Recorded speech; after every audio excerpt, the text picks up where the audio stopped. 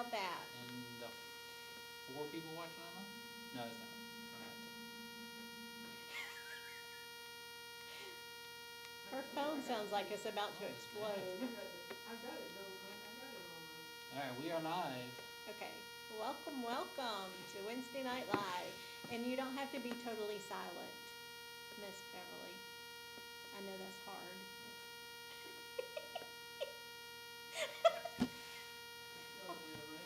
Wait, it might be. All right, so tonight we do not have Pastor Lane here because he is at the state convention learning all kinds of information. The national convention. Oh, well, the national convention, sorry, I just work here, I don't know anything. I don't want somebody to correct you in the comments. That's Yeah, all. thank you, I appreciate it. All right, so he's at the national convention, so you're stuck with me and Andrew tonight for your Wednesday Night Live. So I'm going to talk for a few minutes about West Virginia, answering a few questions that I know people have. When was West Virginia founded? Oh, I did not As a look state? that one up. In the 1800s, probably. Oh, okay. Yeah. So these are more specific kinds of questions about something related to West Virginia? Yes, more related to the mission trip itself. Gotcha. Yes. And then Andrew will close out our time with a little bit of a Bible study. And I don't know what it is. He didn't tell me. So, anyway, are y'all doing okay tonight? Yes, ma'am. Okay, good. All right, so, West Virginia. Our trip is July 21st through the 29th, and it is a long trip. I know that. We leave on a Friday. We come back the following Saturday. But we do that because I like to be there for one Sunday to cover their worship services for them. It gives Jim and Grace, the pastor and his wife, a chance to breathe and to have a little bit of a break. So we go up Friday because it takes all day to get there. It's about I want to say it's like a 10-hour trip, somewhere in there. So it takes all day to get there. So, and then Saturday is our prep day. So we will have to go to the grocery store and get everything that we need, at least for most of the week. We usually end up making a grocery store run at least every other day, if not every day. So, it's kind of like at your house. You forget something at the store, you have to run and get it. But anyway, that's why we have to go up on Friday. We prep on Saturday. Sunday, we do their services. And then on Monday, we will begin our activities, which will include adult Bible studies, a couple of days of the week. And then we're also going to do a multi-generational VBS. We are going to have children of all ages mixed in with adults at the adults' requests. They wanted to be a part of all the different activities. So those will be our main priorities for the week. If I can get somebody that is kind of handy, I know that there are things around the church that they would appreciate having done. Right now, Chris is my only man. So, if there are any men watching, or Mr. Richard, want to go with us? What kind of projects do they have lined up? Well, they haven't been very specific, but they just have a few odds and ends. There's always something to do around the church. They don't have a lot of manpower there to do those projects. So, the cost, I do not have a specific number because we do not know specifically how much it is. I usually tell people it will be anywhere between the cost of 10 meals to 15 meals. Okay? So, however much that would be for you. If it's McDonald's every day, it will be fairly inexpensive. You know what I mean. All right. So, now, people ask me, why do we go to West Virginia? I mean, why?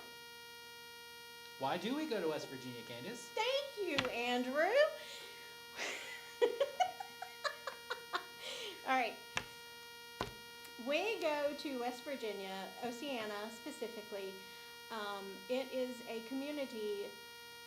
When we first started talking about doing a mission trip, um, Stephanie was the one that kind of initiated this beginning, and she's from West Virginia. So she was talking to the guy in charge of missions in the state of West Virginia, and he told her if she wanted someplace to do mission work, that this church, this community would be the place to go, because it's a coal mining community who, they've shut down all the coal mines, so there's very little money coming into this community.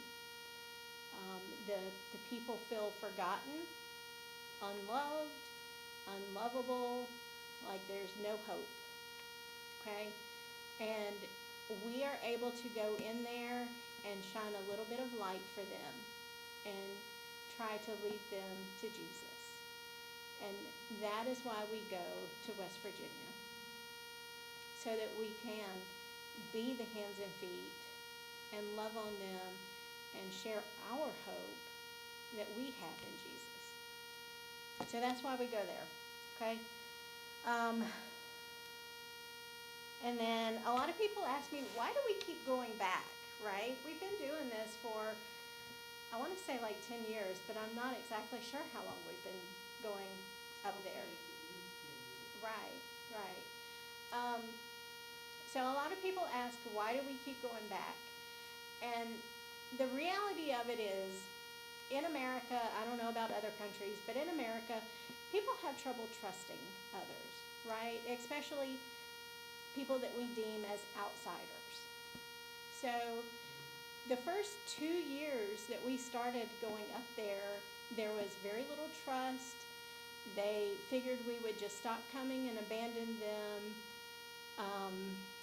There was, they didn't respond to us. They did not invite us into their world. They went to that field so they can be trusted. Right, exactly. They did not trust us. So it took at least 2 years to start building that trust. And now we have that trust. So when we go in there, and yes, we do take different people each trip, but they recognize some faces. We have some people that go frequently, and so they recognize faces, and the trust is easier to come by. And so now they are starting to respond to us, and they are starting to open up to us, and they're letting us into their lives and into their hearts. And so it's easier for us to share our hope with someone that will actually trust us and will actually communicate with us. You know what I mean? And so that's why we keep going back. And I'm going to be really honest. I feel like it's easy to be honest because I got a small group in here. So this trip, I've got 6 people going right now, okay? And in the beginning, I wasn't even sure I would have 6 people going. And so I was starting to think, is it time to let it go? Are we done? Is this it? And then Lane sent me something about short-term mission trips. And in that, one of the pastors that wrote it, he said, build deep partnerships with the mission field. Don't look for a new place and new people each year. And for me, that felt like confirmation that we should continue to go, that we are building those deep relationships. Jim and Grace, the pastors there, they feel like, when we come in, they know us, they respect us, they know that we believe what we say, and we say what's here in the Bible. We're not talking out of both sides of our mouth. We're real people that love Jesus. And so now they will actually step back and they'll just participate in the event, whatever that event is. And they know that they can trust their people with us. And so I don't want to let this go. I want to do this for them, for Jesus. I want to continue to share our hope with the people of Oceana. And so I am hoping that maybe a few more people will decide that they want to go. But if they don't, then I'm going to take these 6 people and we're going to have an amazing Bible study with these adults, and we're going to have an amazing VBS with whoever shows up. And I'm excited about it. So Well, 6 is not. 6 is a great number. I mean, I've done it with 4 people before. So 6, I can do 6. God can do 6. I can't do 6. God can do 6. I've learned from doing these trips that I don't do anything. That God does it all. I write up a little outline of what I think should be accomplished, and then I let God just fill it in. You know, He plans the trip. I come up with a base, and then He shows me the way. Which is what you should do. Right. The first time I went, I didn't know that though, Miss Beverly. Miss Beverly, I am not an organized person, but I had like an hour by hour of what we were going to do and how we were going to accomplish it. Within 1 hour of being there, it was in the trash. Since then, I've learned that God's way is the right way, and I just need to be open and follow Him. And that's what we do. Can I ask a question? Yes, ma'am. From the pictures that I've seen, you know, over the years, it seems to me that the people in the pictures are getting to be more people in the pictures. So is it growing? Okay. Do you think? So the thing about Oceana is the dynamics have changed a little bit. When we first started going, they were known as the Children's Church, the Children's Church. Harbor Light was. COVID happened, and drugs continued, and things like that happened. And now they have more adults than they do children. So, And, you know, that's kind of almost the way it ought to be. kind of, You know? yeah, because the adults should be leading the children into the church, and it was the children leading the adults in. But now they say that there are not as many children in the community itself as a whole. Like if you go out in the streets, there are not as many children around. You think people are moving away? They said it's some of that, it's some of CPS coming in and taking children out of homes. Yeah. I mean, it's kind of a bad situation for some of the kids. So it's a little bit of that. But yeah, the numbers, I mean, they ebb and flow just like every church, you know. Our church, we ebb and flow too. And so I think the last time we went, they had a really decent crowd. Actually, they had a lot of people that had not been there for a while the last time we went. So I'm hoping that some of them will come back this time too. So, yeah. Any other questions? Yeah. Yeah? How do you finance this trip? Well, we take donations. Do And you have anything in our budget? we do have some in the budget. That's good. Yes, ma'am. So that's where a lot of it comes from. But you wouldn't say no. I would not say no if anybody wanted to help us out, because, you know, it's not an inexpensive thing to do. That's When, what I'm thinking. I mean, you know, food, yeah, food is a whole lot more than food was exactly, a year ago. exactly. So any donations can be labeled, you know, West Virginia mission trip, and yeah, that'd be great. And a person could still get credit on their taxes Yes, they can. doing that. Yes, they can. Or it's worked in the past. Absolutely, you can get tax credit for that. As long as you know, put it into the offering with it labeled West Virginia Missions. If you do that, it's good. Yep. There are some Sunday school classes that will help sponsor us that, you know, Well, they don't worry I about just that. had not really thought about it this year yet. I mean, you know. I mean, you know, So but there's time. There's time. Yes, ma'am. So you have 6 people going. Yes. Is there a maximum number of people that can go? I've had as many as about 12, I think. 12 would probably be my max, because sleeping becomes an issue at a certain point. Gotcha. When you get there. Right, because we actually stay on property.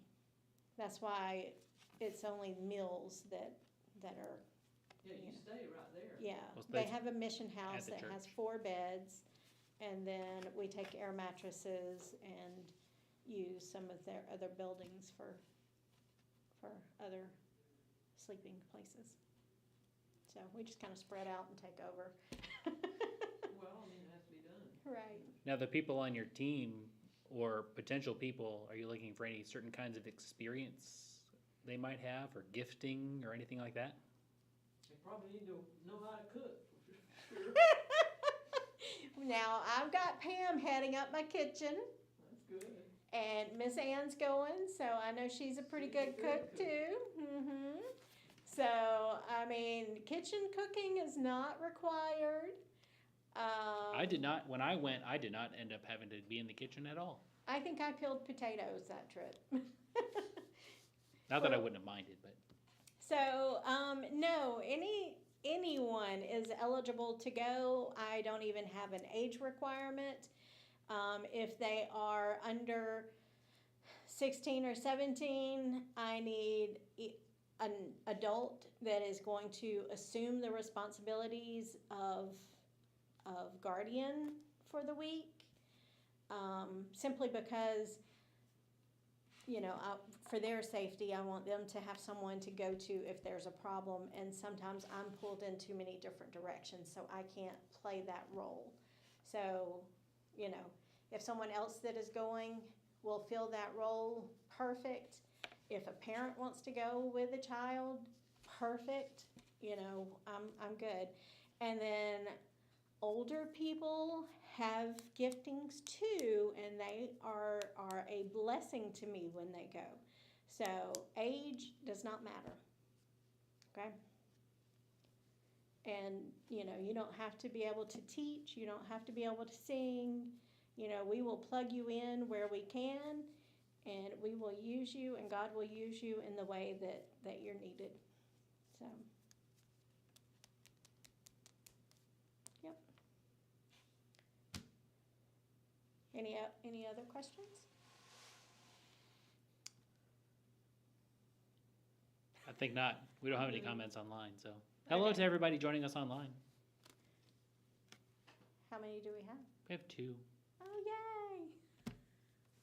They'll catch it later. I'm not lame. They're probably like, what in the world's going on? So, Candace, if anybody did have a question, especially related to, is there a deadline on signing up, or how do I get more information if I have a question, what would you tell them? I would tell them to either call the office at 354-0548, or you can email at office@ibcsav.com. Or if you have my personal number, which most people actually do, call me. Should we put that out there? I don't know that I want my cell phone on the World Wide Web. Candace's number is 555. 8675309. Yeah. Okay. Yeah, so that's how they can get in touch. I would like to know within the next week or a week and a half, just so I can. I'm kind of basically writing our curriculum for the VBS, because it is adults and kids, and so using one of the written curriculums is a little tricky. So I would just like to know who I have to utilize. But if I don't know until later, I can plug you in somewhere. We'll work it out. So yeah, I'm pretty flexible and go with the flow. All right, Andrew. Tag, you're it. I'm it now? Yay.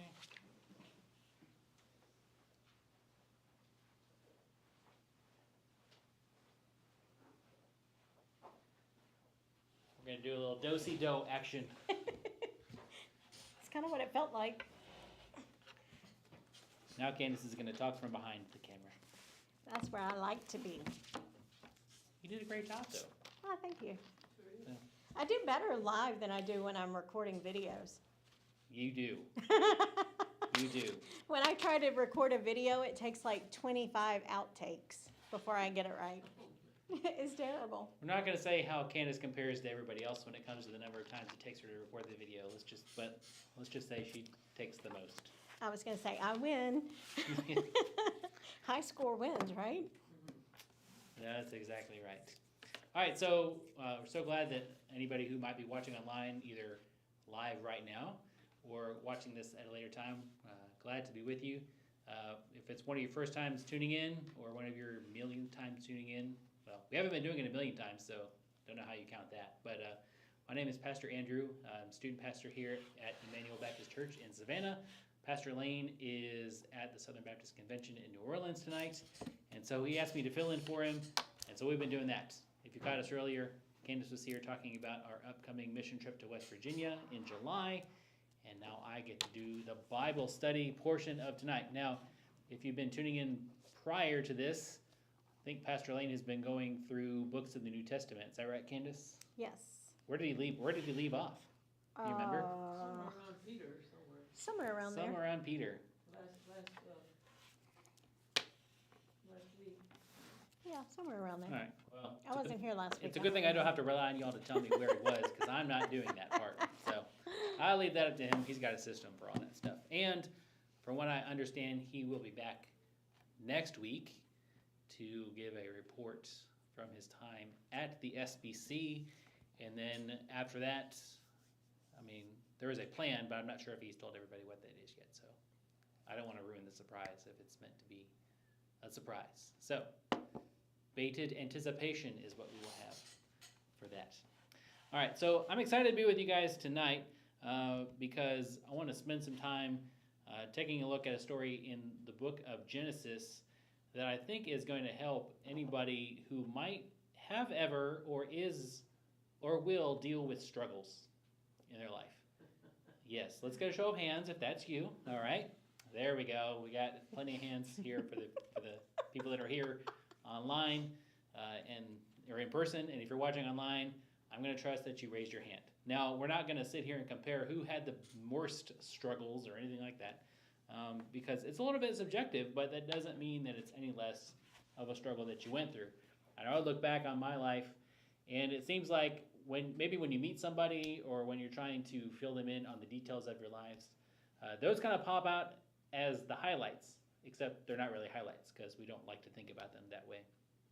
But oftentimes, and when I look back on my own life, it seems like the struggles, the difficult things I went through and made it through, define my life in ways like nothing else does, right? And can look back at easy times and you're like, well, that was easy. But look through at the struggles and be like, well, that changed me. That shaped who I am today. I think specifically when I started in college, that was a big one for me because right after I graduated high school, my parents moved to a new town. And so they weren't able to be with me on move-in day. I think it was probably the only one whose parents weren't there, so that was a little tough. I understand, and it was a logistical thing. And but even being in school and going home for the holidays or on a break or something like that was tough because it was a new town and I didn't know anybody other than my family. I think the first summer in college, I went and lived with them for the summer, and all I did was go to work. And I remember my wife and I were dating at the time, and we would call each other on the phone just to give each other updates and things like that. This is before the days of FaceTime. I'm not that old, but it was before the days of FaceTime. And I'd be like, hey, how was your day? It's good. What'd you do today?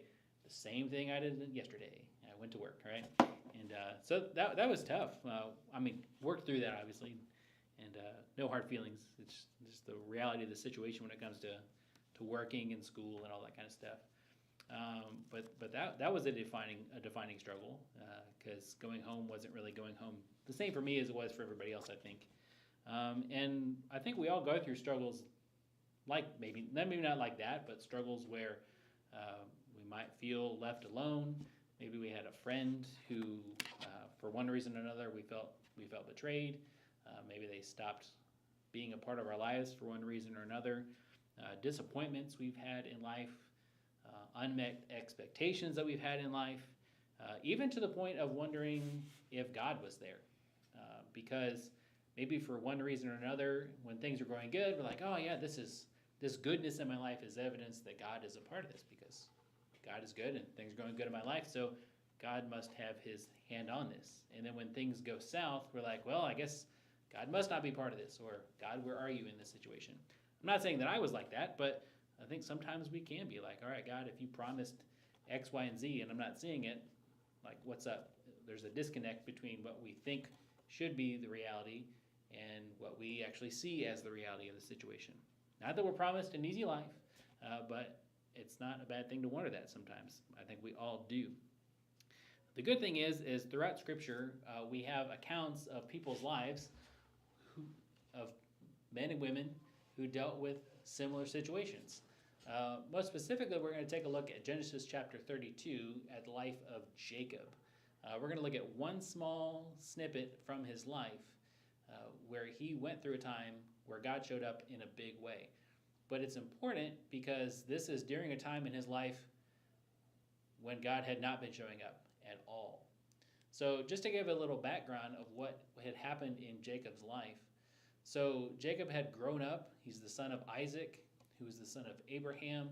So this is God's chosen family during this time, that God had promised to be with them, that God was going to establish them and give them a home in the promised land. That promise had not been delivered yet, and in fact wouldn't be delivered for another couple hundred years. But Jacob had even had visions of God during his life, and God had promised to pass down that covenant to Jacob that had been given to his father Isaac, that had given to his father Abraham. And so Jacob realized that God was with him, and in fact, when he was a younger man, Jacob had set out to go back to the homeland of his mother to go find a wife, and that's the first time that God had met him. And God had said, hey, I'll be with you, and I will establish a covenant with you. No timeline on that. And Jacob said, awesome. Like, God, if you will see me safely on this journey to go find a wife and bring me back home with her, I will commit to following you. I don't think Jacob was necessarily putting God to the test, like, hey, if you do this, I'll do this. But it does kind of seem to maybe be that way. Jacob was going to commit to following God if God was going to commit to show up in a real tangible way and see him safely back home with a wife. You might know this story. So Jacob goes, he makes it back to his the homeland of his mother in Padan Aram, and he ends up working for his own uncle, his mom's brother, for 7 years because, and his name is Laban, by the way, because Laban's daughter, Rachel, had caught Jacob's eye, and he realized that this is the woman that he wants to marry. So Laban says, all right, I will give her to you as a wife, but only after you work for me for 7 years. Okay, being a shepherd and taking care of the flocks of sheep and goats. And so Jacob agrees. Seems like a pretty good deal. Work for 7 years, get taken care of, get a wife out of the deal, and then I can go back home. At the end of 7 years, they have the wedding ceremony, but through some unforeseen circumstances, the next morning Jacob wakes up to find out that it's not Rachel. It's actually her sister, Leah, who he ended up marrying the previous night. Not sure how he didn't notice, but he didn't notice until it was too late. And so he goes to Laban and says, what happened? And Laban's like, oh, I forgot to tell you, yeah, here in our culture, we don't give the younger sister before we marry off the older sister. So we did a little switcheroo, and you get the older one. And if you want the younger one, just work for me for another 7 years. And so Jacob agrees, and he gets Rachel as his wife, and he works for his uncle for another 7 years. At this point, he starts to have kids.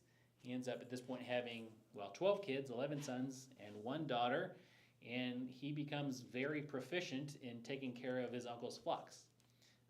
At this point, he realizes that it might be time to start getting ready to go back home.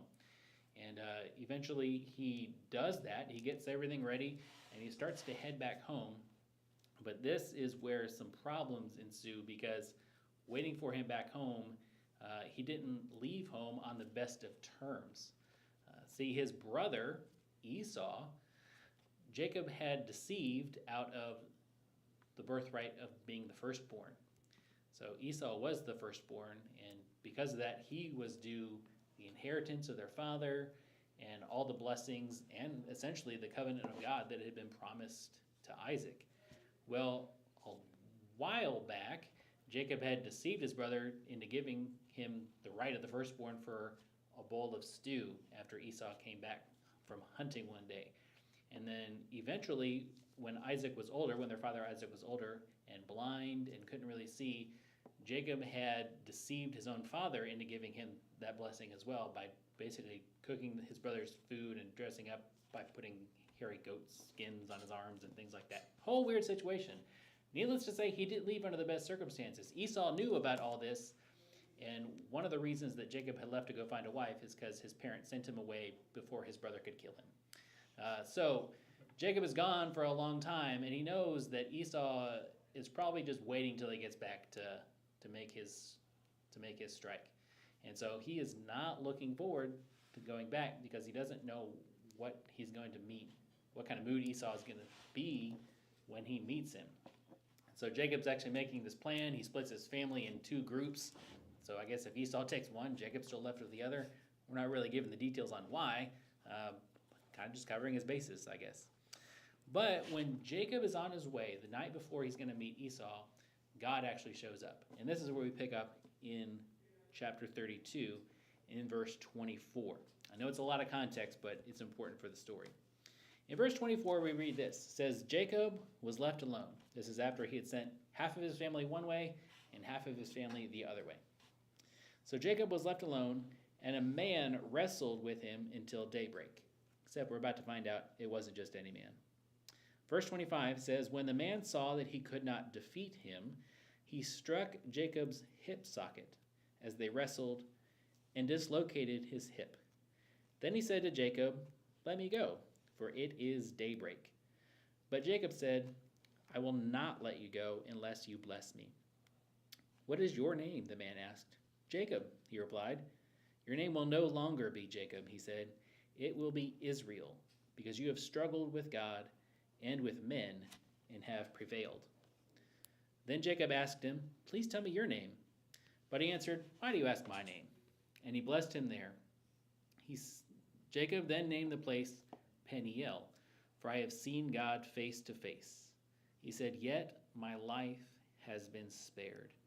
The sun shone on him as he passed by that place, limping because of his hip. That is why still today the Israelites don't eat the thigh muscle that is at the hip socket, because he struck Jacob's hip socket at the thigh muscle. So this is an interesting situation. There's not really another account in the Bible where we see that God essentially shows up and wrestles with somebody like Saturday night, Sunday night, WWE SmackDown, all right? But this is the situation that we're left with. I mean, your Bible probably has the same title as mine, Jacob Wrestles with God, okay? I don't know what kind of entrance music there was to this, what kind of costumes, was there a full ring? Probably not, okay? But it's interesting to point out that Jacob wins. Now, when you win a wrestling match, you're supposed to be given a trophy, right? Or the big gold shiny belt. Jacob doesn't get that. Instead, his souvenir is a limp. A perennial, constant reminder of this exact encounter with God. I'm not sure how Jacob felt about this, all right? We're not really told, but if any of you have ever had a physical ailment where you can't walk very well, you realize it's not a fun situation. I remember I broke my foot in high school. I never realized how much you use your feet until you can't use your feet, all right? And Jacob has this forever from here on out, reminding him of this situation. So he doesn't get a souvenir belt. He gets a souvenir limp. He also gets a new name, which happens a couple times in the Bible.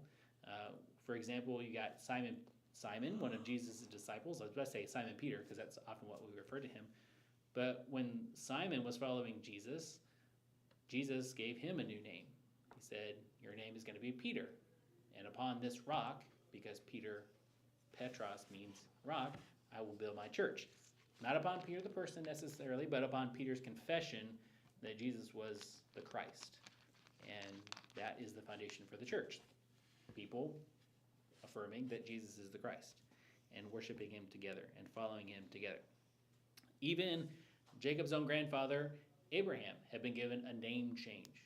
His given name was Abram, and God met with him and told him, your name is going to be Abraham because you're going to be the father of many nations, which is what Abraham meant. Well, with Jacob, Jacob's given name meant deceiver, and he lived up to that, right? I don't know if growing up maybe he thought that was inevitable, but he deceived his brother, he deceived his father, he deceived his uncle, and he was just living up to that name. But God gives him a new name. I know for my name is Andrew, okay, and it means strong and manly. I love it. Because, come on, all right? I would love to be able to live up to that, all right? And I hope that I do. But for Jacob, God gives him a new name, and it's Israel, which literally does translate to struggles with God and with man.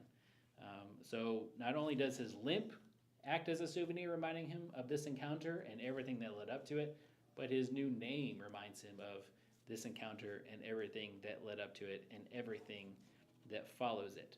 So this is an important instance because from here on out, for the rest of the book of Genesis, Jacob and Israel are used interchangeably to talk about the same person.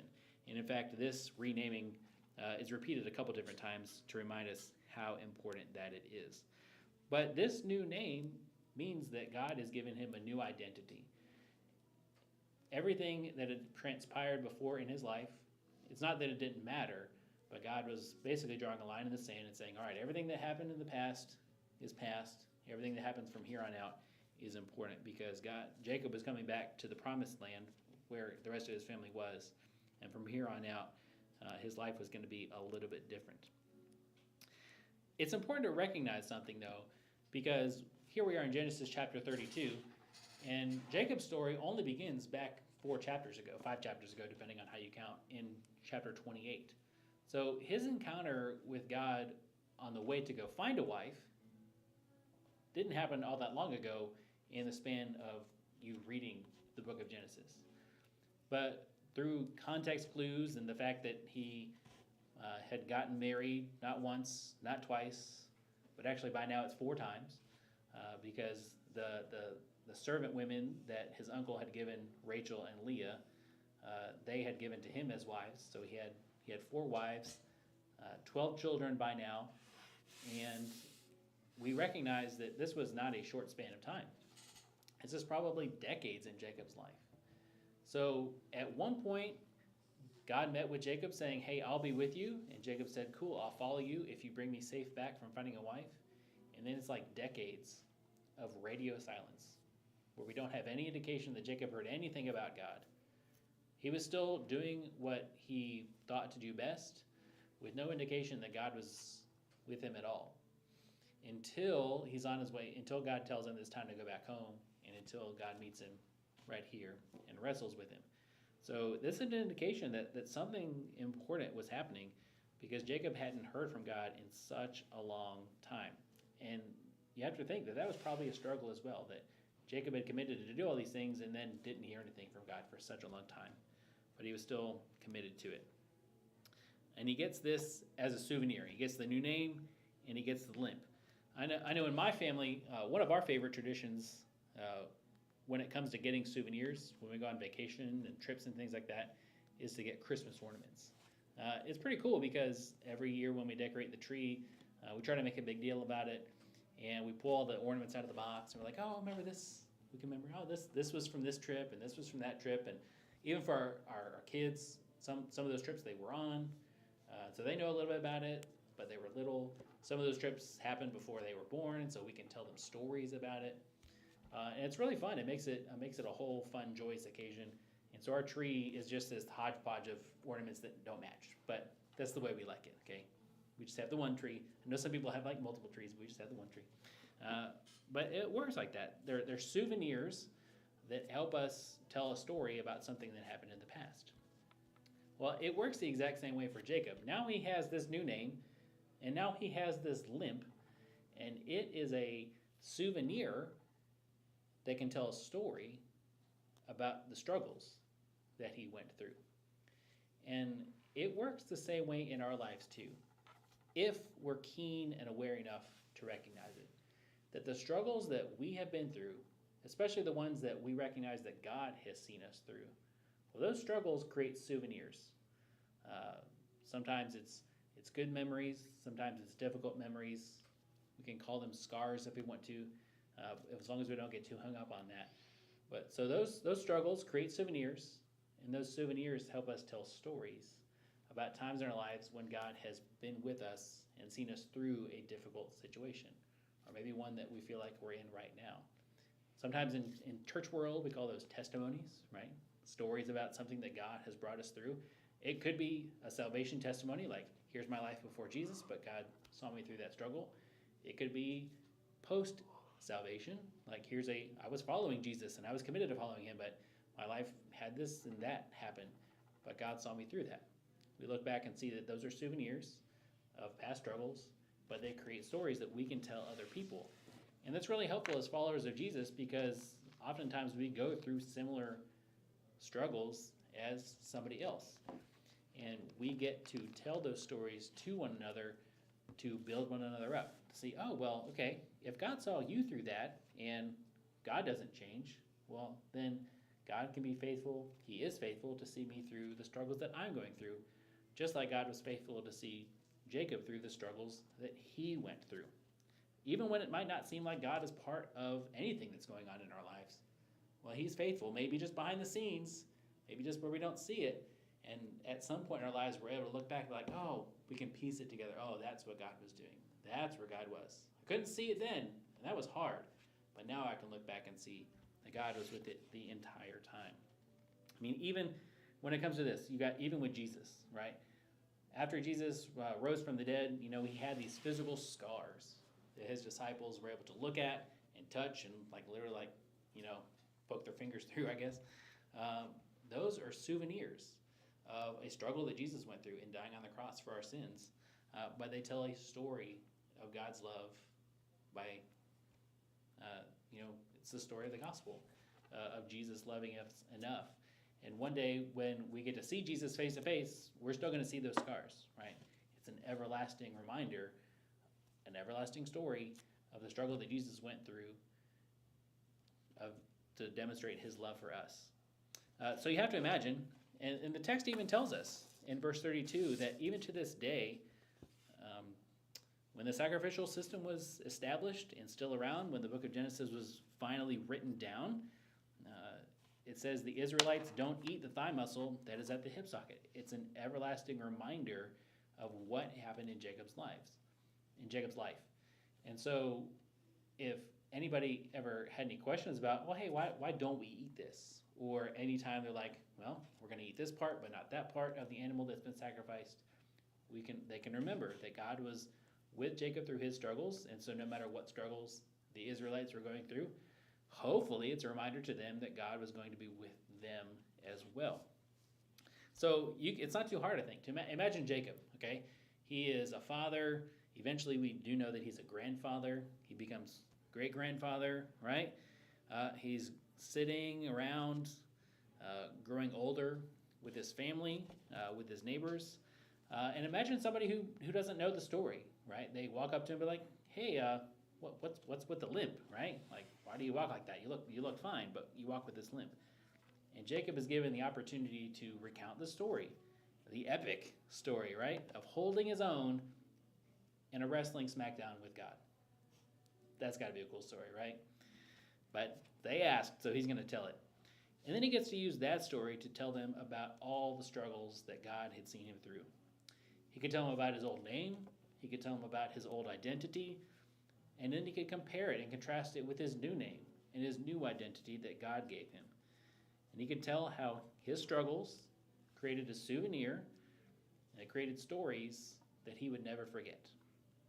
Now let's think about ourselves at whatever age we are. Also growing older with our family, with our neighbors and friends. It's not difficult to imagine a curious friend learning about the struggles that we faced and giving us the opportunity to tell them the stories of God seeing us through those struggles. So we get to tell them about our old identity and compare and contrast it with the new identity that we've been given through Jesus. No longer his enemies, but now God's children.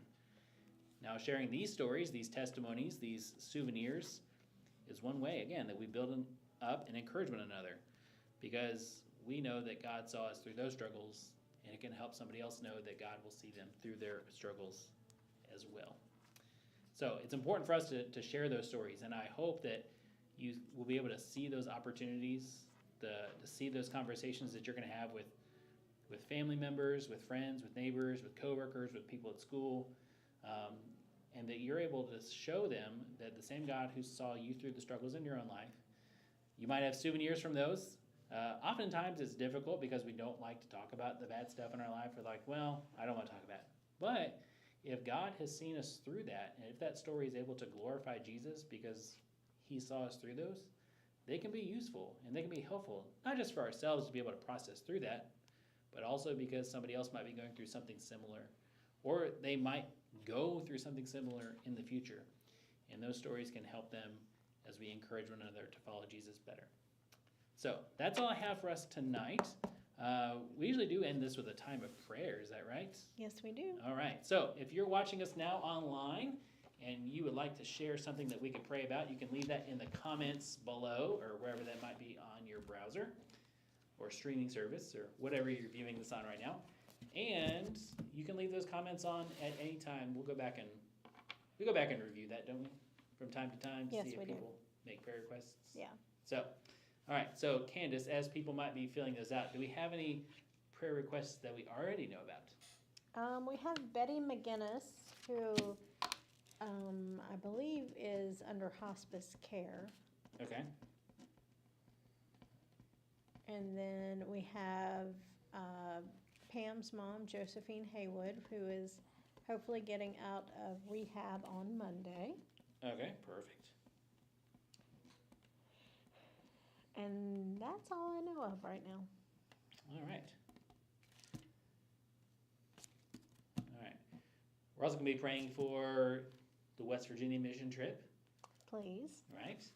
We're also going to be praying for Vacation Bible School here at Emmanuel that starts on Monday. Absolutely. So I'm excited about that. All right. Anybody else have anything we could pray about? Okay. All right. Any comments so far? Not yet. Not from the people we got. All right. Well, we're not going to draw this out and sit here in awkward silence. So let's go to the Lord in prayer. Gracious Heavenly Father, God, we thank you for bringing us here tonight or later on, I suppose, if anybody's watching this later. It's kind of an interesting thing to think about that we could be together at different times. But technology affords us that privilege. And so, God, we're grateful for that as well. God, we want to lift up these prayer requests that you have laid upon our hearts, God, for Miss Betty as she is going through hospice. God, I pray that you would give her and her loved ones comfort. God, for Miss Josephine as well, dear God, as she recovers. God, I pray that everything goes well with that and she's able to get back on her feet soon.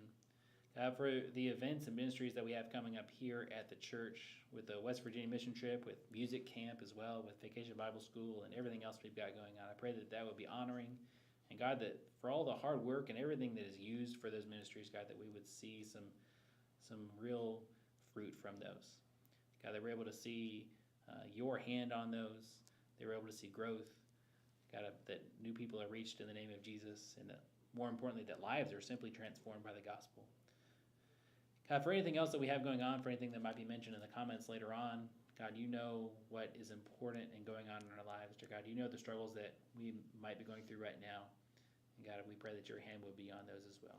God, we love you, and we ask all this in Christ's name. Amen. All right. So we're still live. Anything else we need to do before we wrap this up? Nope, that's it. All right. Thank you guys for joining us, and we will see you